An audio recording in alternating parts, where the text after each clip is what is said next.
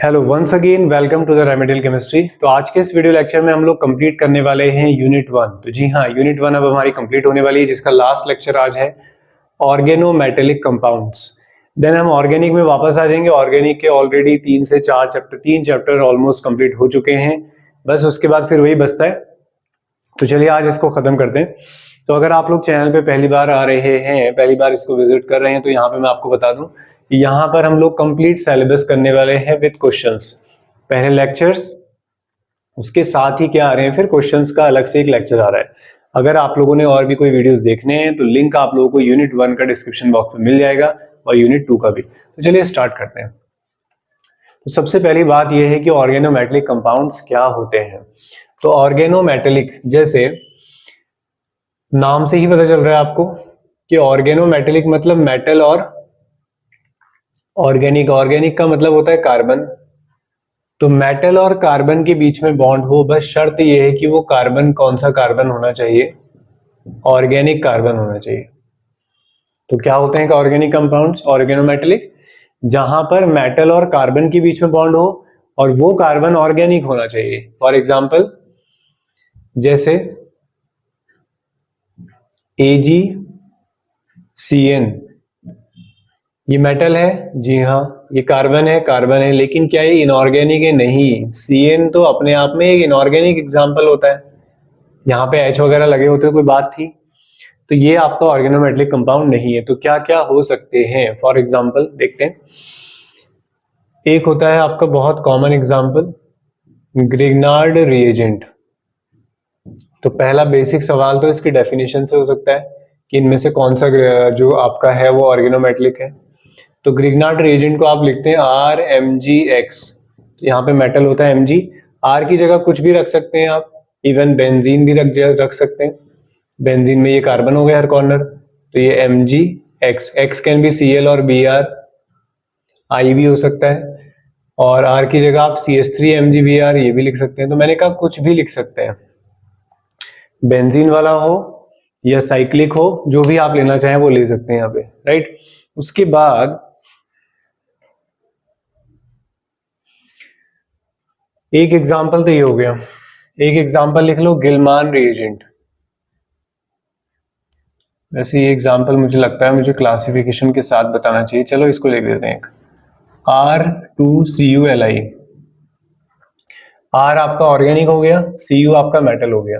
तो गिलमान रिएजेंट भी किसका एग्जाम्पल होता है? आपका मेटल ऑर्गेनोमेटेलिक कंपाउंड्स का। तो मीनिंग क्लियर है। ऑर्गेनोमेटेलिक कंपाउंड्स क्या होते हैं? जब मेटल और कार्बन के बीच में बॉन्ड होगा। कैसा बॉन्ड होगा? कोवेलेंट बॉन्ड होगा, आयनिक नहीं होगा, कोवेलेंट बॉन्ड होगा। और कार्बन शुड बी ऑर्गेनिक। ऐसे ही एक एग्जांपल है विटामिन B12 भी लिख लो, भी लिख ही लिए कुछ तो लिख लेते हैं। विटामिन B12 ये एक नेचुरल ऑर्गेनोमेटेलिक कंपाउंड होता है। नेचुरल ऑर्गेनोमेटेलिक कंपाउंड जहां भी लिखना होगा तो मैं OMC लिखूंगा, ठीक है। OMC करके बोलते हैं इसे। जैसे ऑर्गेनिक में GOC बोलते हैं, जनरल ऑर्गेनिक केमिस्ट्री, यहाँ से बोलते हैं ऑर्गेनोमेटेलिक कंपाउंड्स, OMC। तो विटामिन B12 में मेटल कौन सा होता है वो ध्यान रखेंगे। सेंट्रल मेटल होता है कोबाल्ट, एक ये आप ये ध्यान रख लें। ऐसे ही होता है एक Wilkinson catalyst. Wilkinson catalyst RH PPH3 का whole thrice Cl, RH rhodium PPH3 का होल थ्राइस Cl। अब PPH3 क्या है? देखो, आपने PCl3 सुना होगा, आपने PH3 सुना होगा, ठीक है। तो क्या करना है, H हटाकर यहां पर क्या लगाए हैं मैंने? C6H5। कितने C6H5? 3 C6H5 ये है। अब C6H5 को शॉर्ट में क्या लिखते हैं? PH।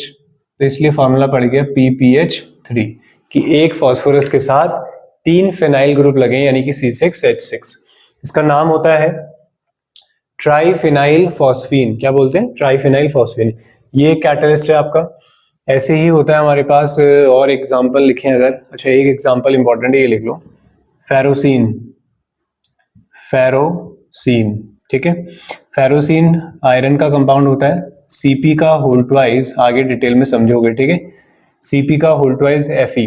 यहाँ पे Cp का नाम होता है साइक्लो पेंटाडाइईन, स्ट्रक्चर वगैरह सब देखेंगे अभी।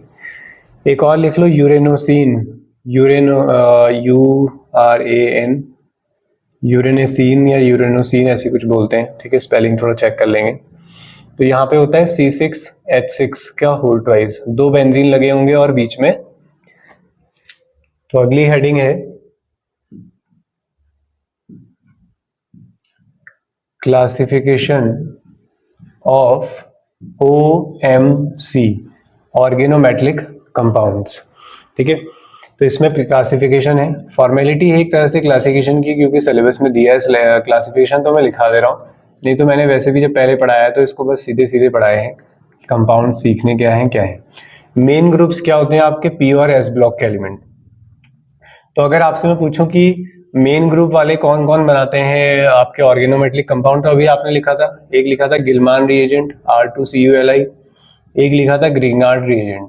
तो जहाँ पे अच्छा R2CuLi नहीं, तो यहाँ पे RMgX हो गया आपका, कौन से ग्रुप का हो गया ये मैग्नीशियम हो गया। और एक और लिख लो RLi, ठीक है। R क्या है आपका, कोई कार्बन होगा उसमें, Li आपका मेटल हो गया, और RMgX ग्रिग्नार्ड रिएजेंट, ये लिथियम के साथ CH3 C2H5 कुछ भी हो। तो ये मेन ग्रुप का एग्जांपल हो गया। ऐसे ही दूसरा ले लो ट्रांजिशन एलिमेंट, यानी कि जिनमें डी ब्लॉक एलिमेंट्स आते हो। तो अभी आपने डी ब्लॉक एलिमेंट्स वाले बहुत सारे एग्जांपल देखे, जैसे RH PPH3 का, बोलते रहो याद हो जाएंगे, PPH3 का होल थ्राइस Cl, क्या कहा था इसे, विल्किंसन कैटलिस्ट।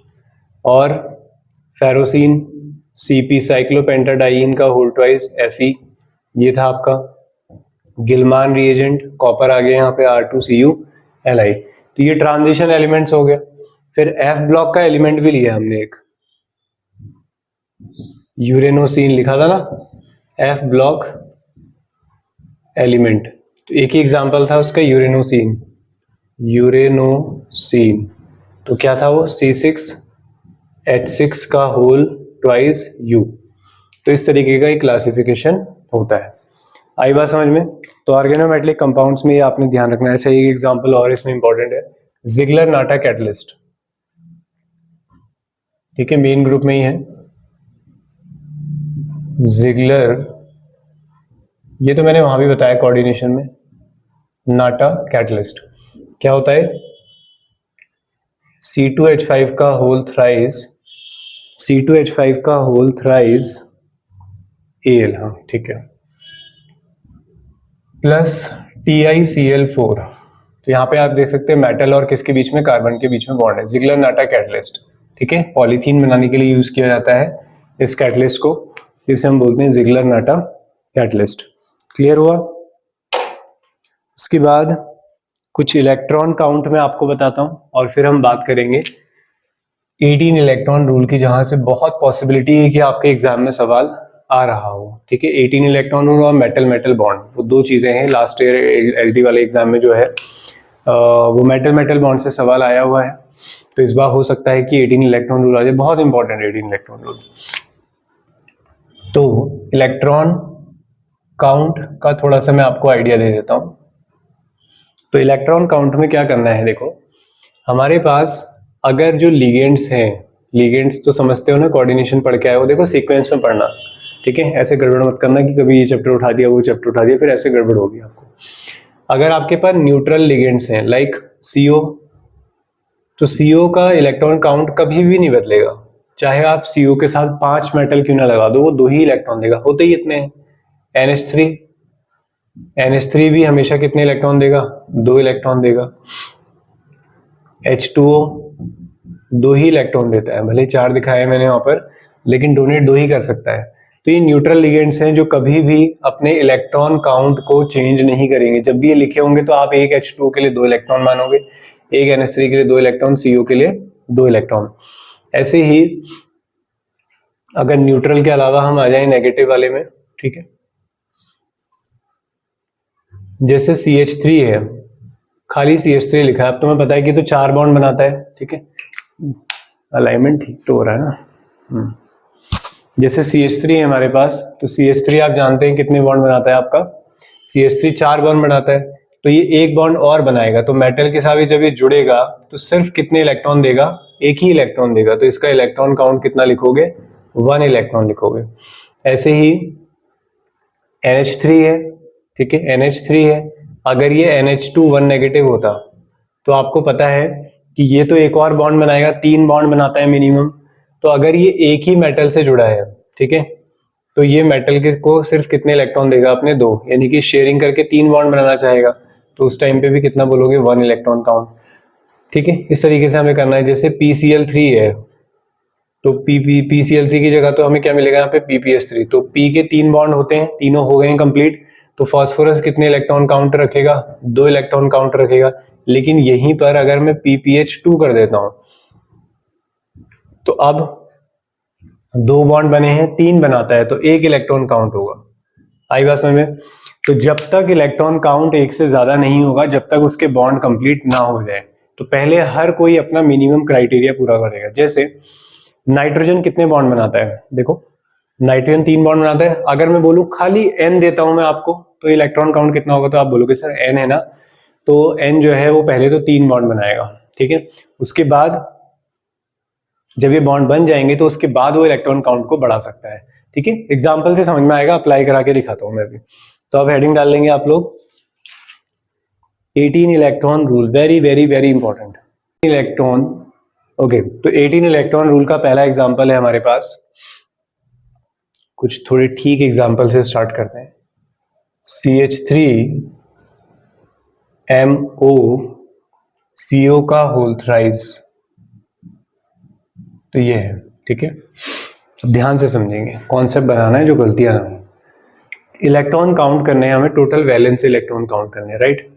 देखो मेटल है, तुम्हें याद होना चाहिए MO कहाँ आता है, कैसे याद करोगे, Cr MO और W, मैंने तो इसे क्रोमोव करके याद किया है, क्रोमोव। ऐसे ही Mn वाला आएगा तो मन तकरी, ठीक है, या मन तकरे या मन टेकरी, ठीक है। ऐसे ही आयरन आएगा तो फेरस, FeRuOS, तो ये यूज हो रहे होंगे, ठीक है। और भी कोई एक्स्ट्रा आएंगे तो अभी हम देख लेंगे। तो तुम्हें क्या करना है, तुम्हें ऊपर वालों के एटॉमिक नंबर याद होने चाहिए। मैं हमेशा से कहते आया हूँ 21 से 30 तक, मतलब 1 से लेकर 30 तक पूरे याद हो, और 21 से 30 तक में आपने थोड़ा सा परफेक्शन सही रखना है, क्योंकि 20 तक तो सबको याद है, 21 से 30 में गड़बड़ करते हो। तो क्रोमियम का होता है 24, मैंगनीज का होता है 25, इसका होता है 26। लास्ट में इलेक्ट्रॉन निकालने हैं तो इन दोनों को ऐड कर लो, कितने इलेक्ट्रॉन हो गए, 7। तो कौन सा सही, अच्छा MO है ना, तो 4 2 6 इलेक्ट्रॉन, तो सबके लास्ट में 6 इलेक्ट्रॉन होंगे, ये आ गया जी 6।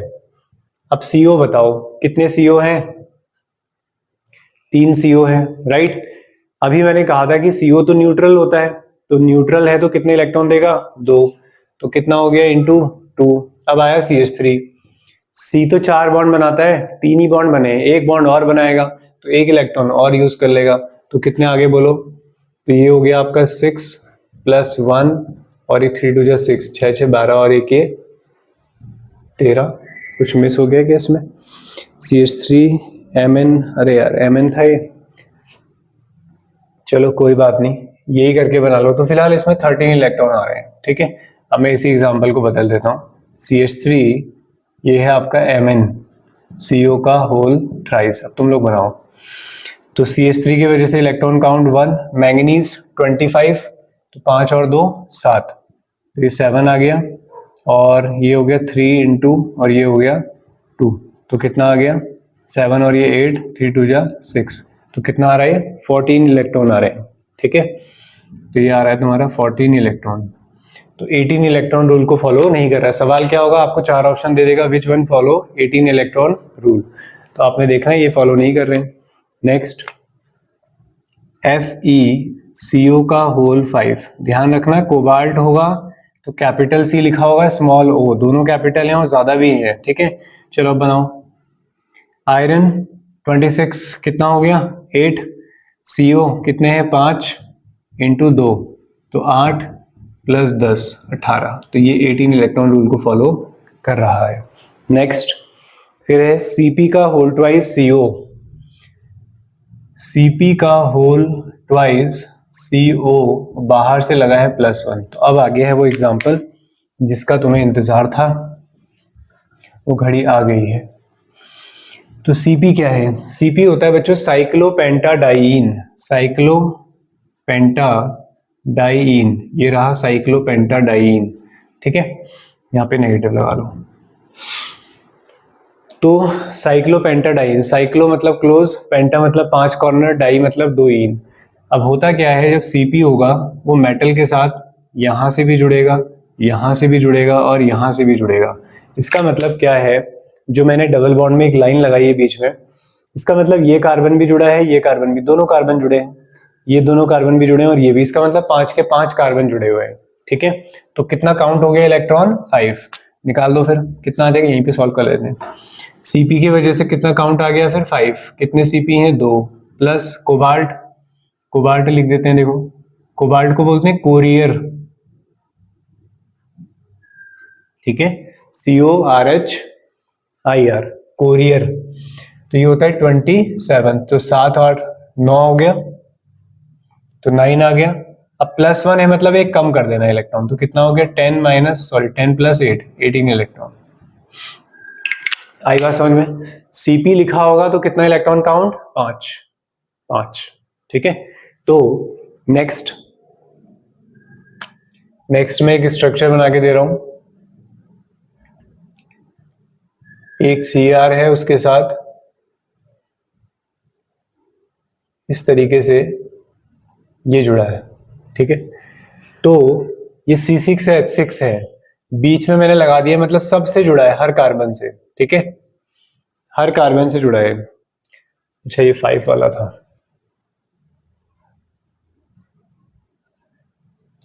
कभी कभी तो ये 5 बनता नहीं है, ठीक है, ये है, ठीक है।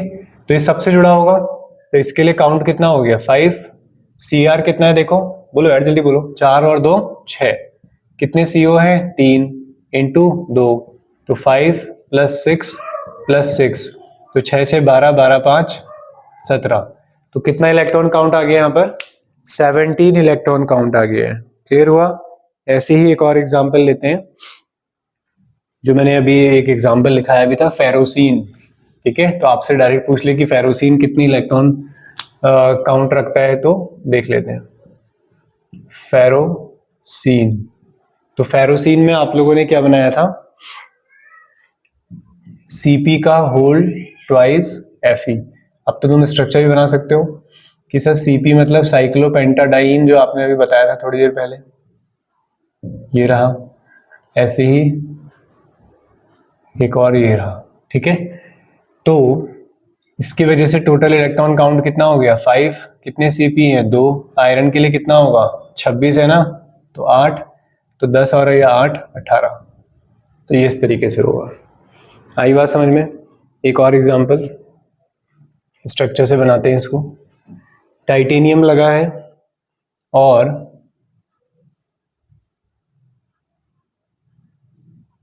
ये कुछ ऐसे है और दूसरा कुछ ऐसे है, ठीक है। फिर एक और है, वो कुछ ऐसे है, ये भी कुछ ऐसे है। तो देखो क्या होगा अब इसमें,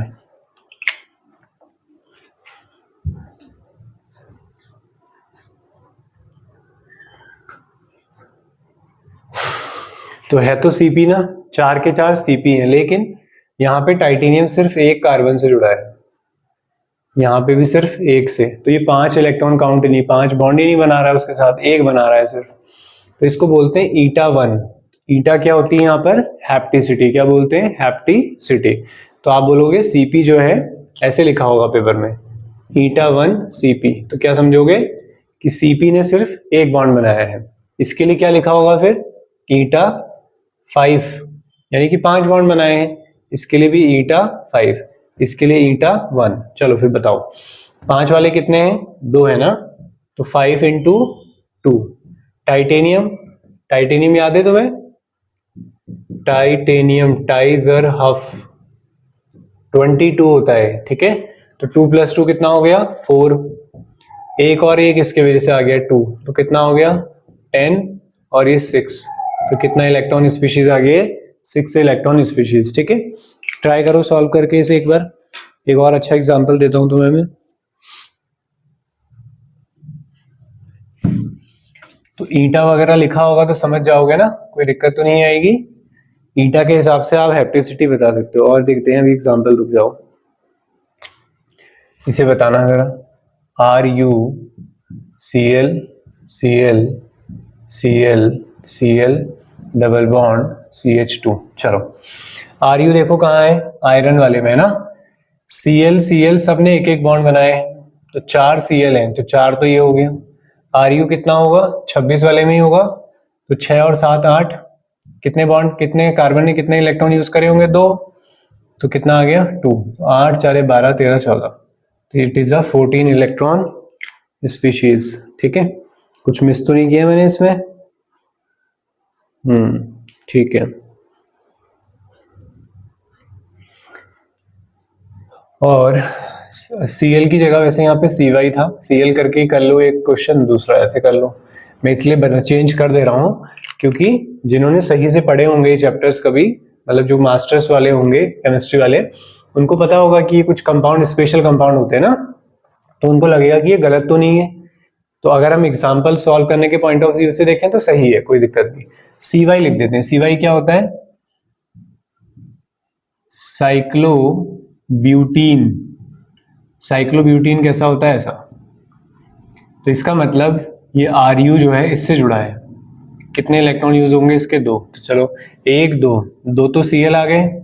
Cy का इलेक्ट्रॉन काउंट कितना है, 2 2 इसका हो गया 4, 8 Ru की वजह से आ गया, 2 इसकी वजह से आ गया, तो कितना हो गया 8 4 12 13 14 15 16।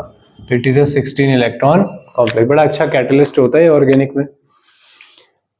और क्या एग्जांपल दें तुम्हें, PtCl3C2H4 ट्राई करो। PtCl3, और जितने भी मैं एग्जांपल बना दे रहा हूं उनके अलावा कोई एग्जांपल तुम्हें बनाने की जरूरत नहीं पड़ेगी। PtCl3C2H4 1 negative. चलो ट्राई करो। PT नहीं पता कहाँ है, PT सुना है, NiPD नहीं पढ़ोगे पिटोगे कहते हैं इसे। नहीं पढ़ोगे पिटोगे, NiPD। ठीक है, वैसे मैंने भी कभी ऐसे याद नहीं किया ऐसे कि नहीं पढ़ोगे पिटोगे, मुझे याद ही था ये CuAg ZnCdAg NiPD। ठीक है, यूज होते थे ना बहुत। तो Ni होता है 28, तो 10 हो गए, लास्ट में भी 10 ही होंगे नीचे, तो 10 तो ये हो गए, 3 Cl आ गए। अब C2H4 बनाओ पहले स्ट्रक्चर तुम लोग। C2H4 का स्ट्रक्चर ट्राई करो जरा। 2 कार्बन है, 4 हाइड्रोजन है, तो हाइड्रोजन कम है, तो क्या है CH2 डबल बॉन्ड CH2 है, तो PT ऐसे लगा होगा फिर, है ना, दोनों से ही जुड़ा होगा। तो कितना इलेक्ट्रॉन काउंट हुआ, 2। नेगेटिव है, एक बढ़ा दो, कितना हो गया फिर 3 2 5 और 1 6 और 10 16, तो 16 इलेक्ट्रॉन काउंट आ गया है। ठीक है, ये एक अच्छा एग्जांपल होता है, इसको बोलते हैं cisplatin, anti cancer reagent. Cisplatin क्या बोलते हैं, एंटी कैंसर रिएजेंट। PtCl3C2H4, नहीं ये वाला नहीं है, छोड़ो, नाम छोड़ो इसका, ठीक है, इग्नोर इट। और क्या एग्जांपल दें आपको,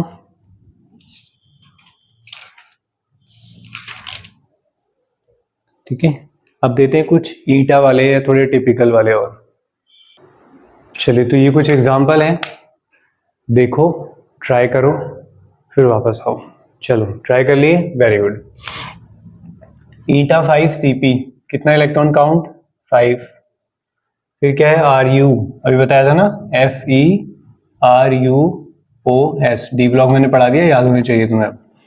फेरस, तो आयरन का एटॉमिक नंबर 26, तो 6 और 7 8, तो इसके लास्ट में हो गया 8। Cl ने एक बॉन्ड बनाना होता है, CO तो हमेशा ही 2 होता है। PPH3, फॉस्फोरस 3 बॉन्ड बनाता है, 3 बना लिए हैं, तो इसका मतलब अब लोन पेयर डोनेट करेगा, तो कितना इलेक्ट्रॉन, 2, तो कितना आ गया 8 9 10 11 12 13 5 3 8, 18 इलेक्ट्रॉन, राइट।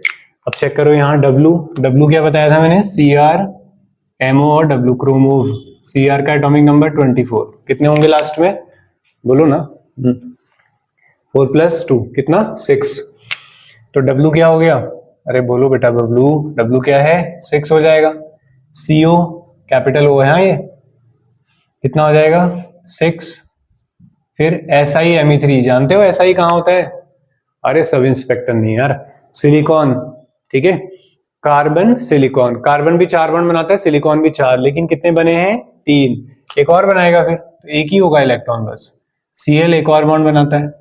NMe2, N के साथ 2 मिथाइल लगे हैं, N कितने बॉन्ड बनाता है 3 बनाता है, जैसे NH3, तो एक और बनाएगा फिर, एक ही बनाएगा बस।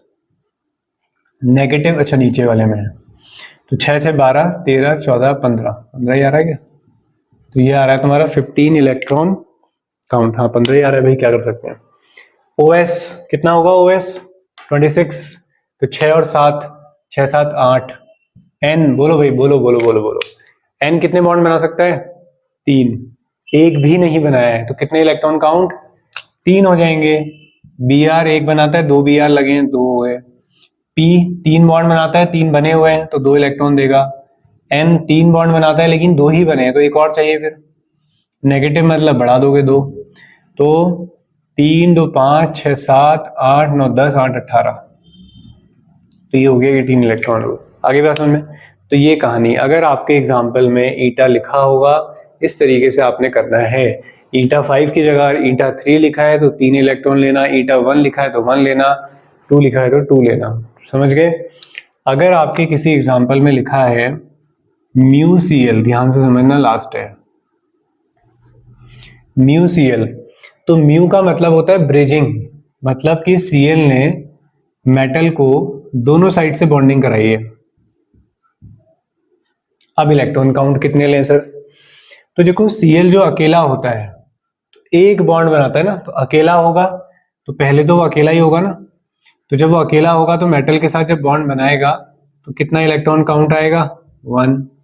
जब एक बॉन्ड बन गया उसके पास एक्स्ट्रा इलेक्ट्रॉन तो होते ही है ना, अब कोई और मेटल आएगा तो उसको कितने इलेक्ट्रॉन दे देगा 2 इलेक्ट्रॉन। तो पहली शेयरिंग तो वो अपनी बॉन्ड कंप्लीट करने के लिए करेगा, जब कंप्लीट हो जाएंगे तो अब लोन पेयर डोनेट करेगा, तो लोन पेयर तो 2 होते हैं, तो अब जब मेटल को देगा तो 2 इलेक्ट्रॉन, तो टोटल इलेक्ट्रॉन काउंट कितना हो गया 3। यही सेम कॉन्सेप्ट और चीजों में भी आपने लगाना है। जैसे मैंने कहा NH2 1 नेगेटिव, खाली NH2 है मतलब, तो आपने कहा है NH2 सर एक और बॉन्ड बनाना है इसे, तो बनाओ एक और बॉन्ड, तो 1 इलेक्ट्रॉन काउंट बोलोगे आप। मैं कहता हूं कि एक और बॉन्ड बनाना है, तो अब आप कहोगे सर लोन पेयर से डोनेट करने पड़ेंगे, मैं कहूंगा कर दो, तो आप बोलोगे कितने 2, तो टोटल इलेक्ट्रॉन काउंट 3। तो ऐसे करना है। तो म्यू का मतलब होता है ब्रिजिंग, खाली म्यू लिखा है तो 1 ब्रिज, μ2 लिखा है तो 2 ब्रिज, μ3 लिखा है तो 3।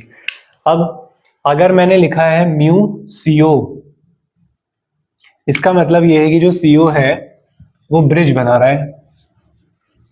तो सर CO का इलेक्ट्रॉन काउंट तो अभी तक हम 2 ले रहे थे, अगर वो 2 मेटल्स के बीच में शेयर हो रहा है तो अब क्या करेंगे, तो CO हो मतलब जो भी न्यूट्रल वाले होते हैं उनके इलेक्ट्रॉन काउंट कभी भी बदलते नहीं है।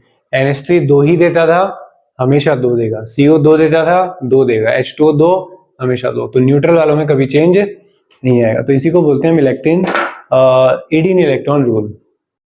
ओके, तो नेक्स्ट टॉपिक है calculation of metal metal bonds. Last year जल्टी एग्जाम था उसमें यहाँ से एक सवाल आ चुका है, तो पर्सनली मुझे इस बार लगता है यहाँ से तो फिर भी मुझे कम प्रोबेबिलिटी लगती है, बट मुझे लगता है 18 इलेक्ट्रॉन से सवाल आ सकता है अगर इस चैप्टर से कोई क्वेश्चन पूछा गया तो चलिए देखते हैं क्या फॉर्मूला होता है इसके लिए। इसके लिए फॉर्मूला होता है 18 इंटू n, जहाँ पे n होते हैं number of metals, minus total valence electron, जो भी कंपाउंड आपको दिया जा रहा होगा उसके पूरे total valence electron, divided by 2। तो ये निकलते हैं हमारे मेटल मेटल बॉन्ड्स कि कितने टोटल मेटल मेटल बॉन्ड्स होने वाले हैं। एग्जाम्पल से समझते हैं। जैसे पहला एग्जाम्पल हम ले लेते हैं यहाँ पे Mn2CO का होल 10, Mn2CO का होल 10। अब तुम्हें मैग्नीज सीरीज याद होगी, मन तकरी कहते हैं ना, या मन तकरे, तो मैग्नीज का होता है 25। तो कितने लास्ट इलेक्ट्रॉन हो जाएंगे 5 + 2 7 इलेक्ट्रॉन हो जाएंगे, राइट।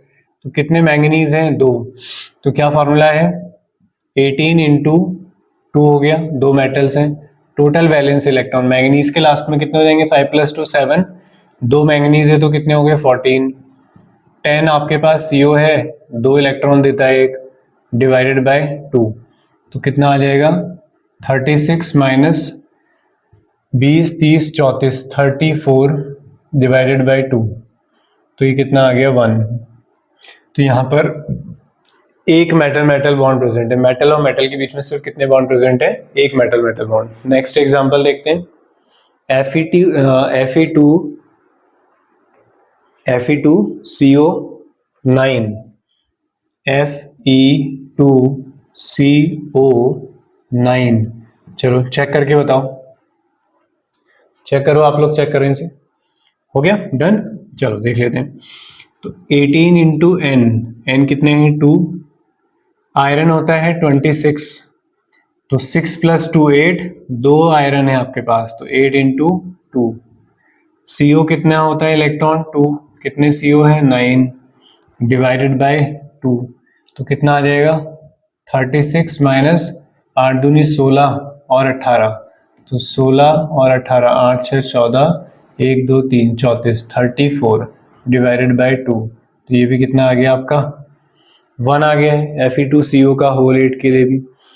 फिर देखो आप लोग चेक करो, CO Fe3CO12, Fe3CO12, 3 आयरन है आपके पास, तो क्या करोगे 18 इंटू 3 माइनस आयरन का भी देखा आप लोगों ने 26 होता है, 6 + 2 8, तो 8 3 24, प्लस 12 CO है इंटू 2 डिवाइडेड बाय 2, तो 18 3 54 54, और ये 24 + 24, तो कितना हो जाएगा 54 माइनस 24 दूनी 48, ठीक है, तो 48, 8 6 14, तो 6 आ गया, तो 6 डिवाइडेड बाय 2, तो 3 आ गया। 3 मेटल मेटल बॉन्ड प्रेजेंट है, ठीक है, टोटल मेटल बॉन्ड कितने प्रेजेंट है 3।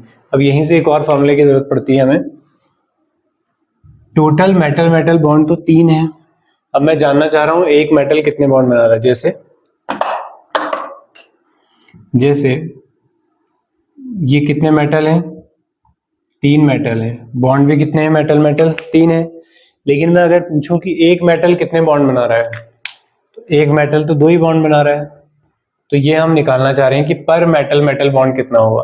तो पर मेटल मेटल बॉन्ड निकालने के लिए, पर मेटल मेटल बॉन्ड निकालने के लिए हमें क्या करना होता है, total valence electron divided by 2, तो टोटल वैलेंस इलेक्ट्रॉन कितने हैं,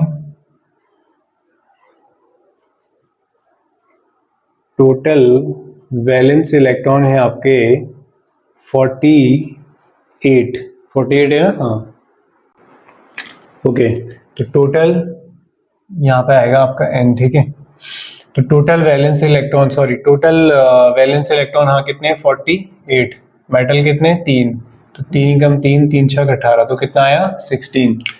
तो ऐसा नहीं कि 16 बॉन्ड है, अब क्या करना है तुम्हें 16 को 18 तक ले जाना है, तो कितना लगेगा 2, तो 16 से 18 जाने में 2 आपके एक्स्ट्रा हमें चाहिए होंगे, तो वो 2 कहाँ से आएंगे, एक मेटल कितने बॉन्ड बना रहा होगा 2, मान लीजिए 15 आता तो भी 18 तक जाओगे तो बोलोगे 3 हो जाएगा। क्लियर हुआ। एग्जाम्पल देखते हैं और चलो, तो इसी के रिगार्डिंग एक क्वेश्चन वो कराता हूं मैं जो आपको एलटी एग्जाम में आ गया है, तो देखते हैं कि आप वो बना पा रहे हैं या नहीं बना पा रहे हैं। तो आपसे क्वेश्चन पूछा गया है, number of metal metal bonds in the following, पहला कॉम्प्लेक्स है Fe2CO का होल 9, ये एग्जाम्पल तो मैंने अभी कराया भी है, फिर कॉमा लगाया है, इसी के साथ कॉम्प्लेक्स दिया है eta4 C2H4 का होल ट्वाइस, फिर है Fe2CO3 Fe2CO3, अच्छा क्वेश्चन है, कोई ऐसा एरा गैरा क्वेश्चन नहीं है। eta5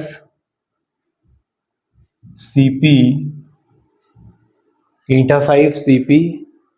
MO, नीचे लिख देता हूं इसे,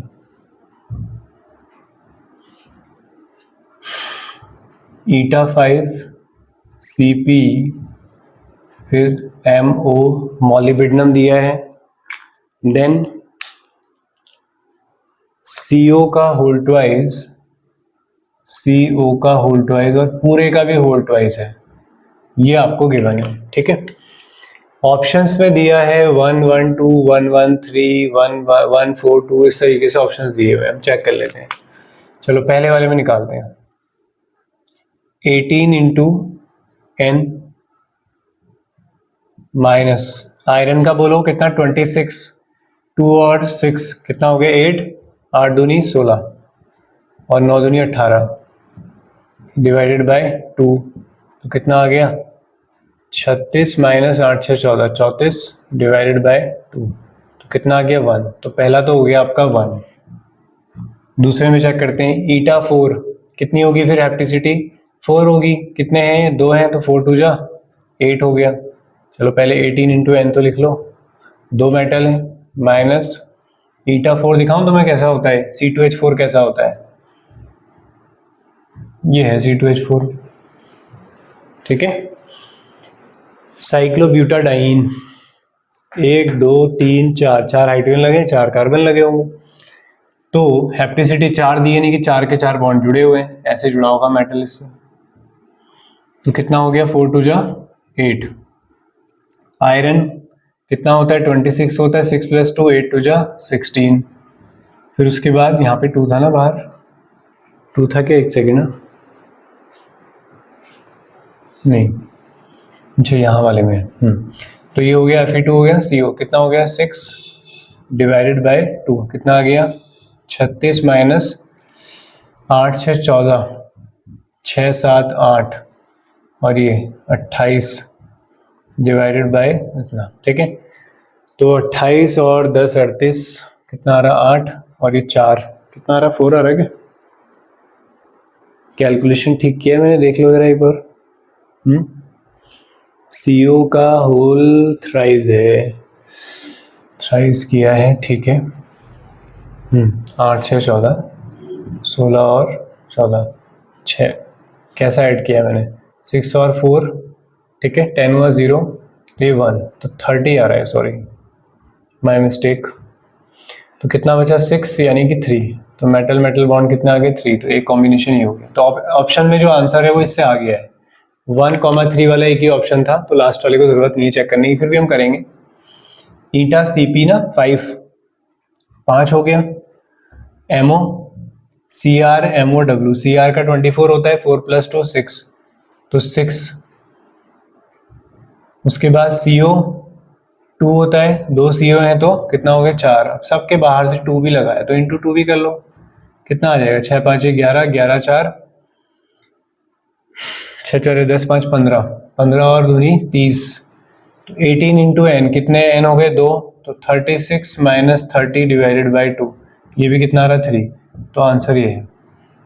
समझ में आ गया। अब ये मत कहना कि ये जो टफ आए हैं, अरे तुम्हें ईटा 5 बताया नहीं बताया, मैंने बता दो बताया हुआ है ना, ऐसा नहीं कि इस क्वेश्चन को देखने के बाद बताया, वो बताना ही होता है उसमें। ईटा 5 मैंने बताया है, ईटा 4 ईटा 3 ये सब बताए हुए हैं, तो वही आ रहे हैं पेपर में, ऐसा कुछ नहीं है। तो ये था हमारा number of metal metal bond और पर मेटल मेटल मेटल बॉन्ड। बस लास्ट की 1 2 चीजें और हैं, फिर लेक्चर को एंड करेंगे। अब एक टॉपिक आता है, उसको बोलते हैं आइसोलोबल एनालॉगी। अब वो सिलेबस में अलग से नहीं है, बट वो इसी के अंदर आते हैं सब। जैसे तुम सिलेबस में देखोगे, सिलेबस में अलग से मेटल मेटल बॉन्ड भी थोड़ी लिखा है, बस मेटल कार्बोनिल की बॉन्डिंग्स लिखी हुई है। तो आइसोलोबल एनालॉगी बहुत सिंपल है, नाम थोड़ा हैवी है। इसमें क्या करना होता है, हमें एलिमेंट्स को कंपैरिजन करना होता है। जैसे एग्जांपल लेते हैं MnCO का होल 5, वैलेंस इलेक्ट्रॉन निकालो इसके टोटल पहले, फिर बात करते हैं। मैंगनीज होता है 25, तो 5 + 2 कितना हो गया 7, और ये 5 2 जा 10, कितना आ गया 17। तो 17 को हटा सकते हो किससे, 7 से, यानी कि CH3, कार्बन के वैलेंस इलेक्ट्रॉन 4, हाइड्रोजन हो गए 3, कितना आ गया 7। तो 70 रिजेम्बलेंस होता है, सेम होता है किसके 7 के, तो इसको हटा के कंपाउंड में ये लिखा जा सकता है, इसको बोलते हैं आइसोलोबल एनालॉगी। इस बड़े कंपाउंड की जगह हमने ये लिख लेना है वहां पे, ठीक है। एक एग्जांपल और देखते हैं, जैसे हमारे पास है FeCO का होल 4, FeCO का होल 4, ये है आपके पास।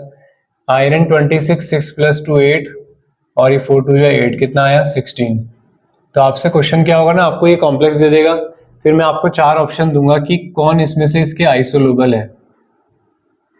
ठीक है, क्वेश्चन का तो तुम्हें पता है, अलग से लेक्चर आता ही है।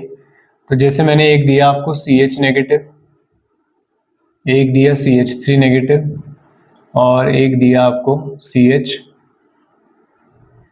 ठीक है, और एक दे देते हैं CH2 पॉजिटिव। चेक कर लेते हैं, CH नेगेटिव को चेक करो। कार्बन के 4 होते हैं, H का एक और आ गया, 4 5 6 आ गया, फिर ये तो 6। इसको चेक करो, कार्बन के 4, 3 हाइड्रोजन से आया, एक और आ गया, तो ये तो 8 हो गया ना। CH को चेक करो, ये 4 और एक, ये 5। यहाँ पे चेक करो, 4 5 6 और एक कम कर दोगे तो ये। तो आइसोलेबल एनालॉगी सिंपल है। तो एक बड़े मॉलिक्यूल्स को कंपेयर किया जा सकता है, ठीक है, उनके दूसरे वाले मेन ग्रुप से। तो मेन ग्रुप वाले में आपके पास 18 19 ऐसे तो आएंगे नहीं, तो 7 5 6 से आएंगे, तो 7 17 से रिलेट होगा, 16 6 से रिलेटेड करेगा, इस तरीके से होगा, ठीक है। अब और एक चीज क्या ध्यान रखनी तुम्हें इसमें, एक टॉपिक ये ध्यान रखो कि जैसे जैसे मेटल पे नेगेटिव चार्ज आता है तो बैक बॉन्डिंग होती है, यानी कि सवाल पूछा जाए कि मेटल कार्बोनिल कौन सा स्ट्रांग होगा। जैसे कि एग्जांपल देता हूं मैं आप लोगों को, MnCO का होल 6, MnCO का होल 6, और इस पे चार्ज है 1 पॉजिटिव। फिर है CrCO का होल 6, और फिर है VCO का होल 6, बाहर से 1 नेगेटिव। ओके, तो नेक्स्ट एग्जांपल है हमारे पास MnCO का होल 6 1 पॉजिटिव, CrCO का होल 6, VCO का होल 6 1 नेगेटिव। सवाल पहला, मैं ये पूछ रहा हूं आपसे कि कौन सा इसमें स्टेबल है या स्ट्रॉन्ग, हाँ स्टेबल बोल देते हैं, ठीक है। Which one is more stable, पहला सवाल ये पूछ सकते हैं आपसे इसी टॉपिक में। दूसरा, फ्रीक्वेंसी ऑफ CO सबसे हाई किस में है या लो किस में है। चलो मैं हाई लिख देता हूँ, ठीक है, फ्रीक्वेंसी ऑफ CO। और तीसरा हो सकता है कि सबसे ज्यादा बैक बॉन्डिंग किस में हो रही है। तो तीनों सवालों के जवाब हम देख लेते हैं। अगर आप मैंगनीज में, इसमें आप चेक करेंगे तो ये 18 इलेक्ट्रॉन आएंगे टोटल। यहाँ भी आप चेक करेंगे तो 18 इलेक्ट्रॉन रूल फॉलो हो रहा है, यहाँ भी 18 इलेक्ट्रॉन रूल फॉलो हो रहा है। पहले वाले में वेनेडियम पे नेगेटिव चार्ज है, Cr पे कोई चार्ज नहीं है, Mn पे कैसा चार्ज है, प्लस चार्ज है। अब आप सभी जानते हैं कि जो मेटल है वो CO के साथ कुछ इस तरीके से बॉन्डिंग करता है। कार्बन ने CO को इलेक्ट्रॉन दिए हैं, सॉरी कार्बन ने मेटल को इलेक्ट्रॉन दिए हैं, और ट्रिपल बॉन्ड है। अगर मेटल इलेक्ट्रॉन रिच हुआ तो ये इलेक्ट्रॉन यहाँ लाएगा और ये टूट जाएगा, इससे क्या होगा, यहाँ पे डबल बॉन्ड आएगा। अब डबल बॉन्ड जितना ज्यादा बनने की प्रोबेबिलिटी होगी तो मेटल और कार्बन का बॉन्ड स्ट्रांग होगा, इसका मतलब ये ज्यादा स्टेबल होगा, बैक बॉन्डिंग भी ज्यादा होगी। फ्रीक्वेंसी में क्या बोलोगे, जब खाली CO था तो ट्रिपल बॉन्ड है, फ्रीक्वेंसी ज्यादा होती है, लेकिन बैक बॉन्डिंग आने की वजह से बॉन्ड टूट रहा है, यानी कि ट्रिपल बॉन्ड कन्वर्ट हो रहा है किसमें, डबल बॉन्ड में, तो फ्रीक्वेंसी क्या हो जाएगी, कम। तो देख लेते हैं सबसे ज्यादा रिच कौन है फिर इसमें, नेगेटिव वाला, और प्लस वाला सबसे कम, तो सबसे ज्यादा बैक बॉन्डिंग इसमें होगी, सबसे ज्यादा स्टेबल ये होगा, और सबसे कम फ्रीक्वेंसी इसकी होगी, इसी की होगी। आई बात समझ में। तो इस तरीके का एक सवाल यहाँ से ट्राई कर लेना आपने। आई होप चीजें क्लियर हो गई होंगी। और एक और होता है, जैसे कोऑर्डिनेशन में हम होमोलिटिक कॉम्प्लेक्सेस और हेटेरोलिटिक पढ़ते थे, यहाँ पे भी होते हैं होमोलिटिक कार्बोनिल्स कंपाउंड, ठीक है। तो क्या होता है उसमें, जब एक ही टाइप के, जैसे मेटल है, लिगेंड्स है CO, सब के सब CO ही है ना, 6 के 6। अगर यहाँ पे 5 CO होते और एक Cl होता, Br होता, एक से ज्यादा होते तो हेटेरोलिटिक, सारे सेम है तो होमोलिटिक बोलते हैं। क्लियर हुआ। तो यहाँ पर ये आपका आज फाइनली यूनिट 1 हम लोगों ने कंप्लीट कर लिया है सक्सेसफुली। बस एक लेक्चर और आएगा जिसमें हम इसके क्वेश्चन डिस्कस कर रहे होंगे, फिर हम वापस से चलेंगे अपनी सेकंड यूनिट में। तो तब तक के लिए पढ़ते रहिए, अपना ख्याल रखिए और प्रिपरेशन बहुत अच्छे से बूस्ट करते रहें।